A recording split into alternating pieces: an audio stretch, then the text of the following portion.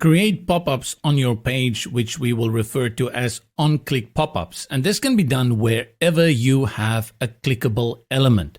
This is a pro feature. I'll use a button element in this instance. Select to interact with it, and from the toolbar at the top, select the link. You will see that we have the URL, block, pop-up, and file. This will be the same for all elements that can be linked within the builder. Select pop-up and then click on the plus in the middle. This opens the pop-up block manager where you get a lot of pre-made pop-ups that you can choose from. On the left, you will also see there's a few handy categories if you need something quickly like a sale or a sign-up form, or you just want notifications. Let's stick with this sale, and I'll choose this one over here that says 10% off. This will bring in the pop-up, and it will populate it within this screen from the options toolbar. If I want to use a different pop-up, I will delete this by clicking on the X, and then click again on the plus to open the manager. Let's select sale again, and I'll choose this one with the countdown. To edit it, you have to click again on the thumbnail in the pop-up. This opens the pop-up builder, which for all intents and purposes are very similar to the builder. A quick overview is that we have the background here, which is this transparent area, and then we have the canvas for the pop-up here in the middle. To access the settings for the pop-up, you go to the top right-hand corner and treat it very much like you would treat a block. From the right, we have the option to align it vertically and horizontally. You can save it like usual, and then you have your color styling over here. This is for the overlay in the background. Currently, you can see there is a transparency effect applied, but we can move it all the way to the top if we want solid opaque color. If you want to bring in an image, you can do so. In most cases, you're probably going to stick to a color or no color at all.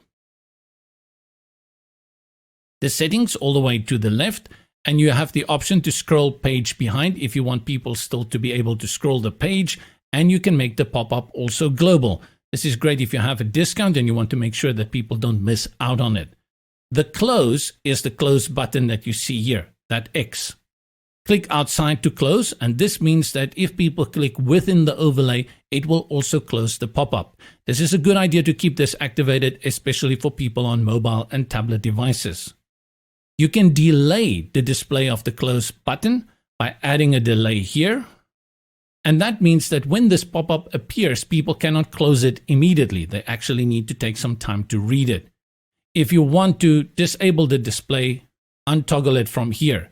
Now you can add a button to close out. Styling the pop-up is as similar as anything else you would build out. That happens within the canvas that is accessed here in the top left corner, and it has a background for images, color, and then the settings where you can bring in styling and effects. The other one is the closeout button. Select it, change the icon, change the position, and you can change the size.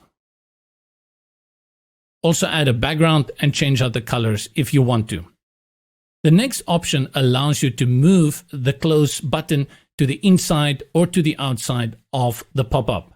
I'll put it on the inside and you can see it there, and combined with the next function which moves it around the corners of the pop-up.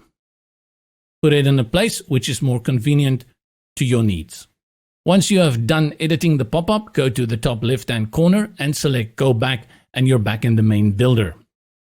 Remember that when working with your pop-up, you also need to go and check responsive display on tablet as well as mobile, because they need to look good on these devices as well.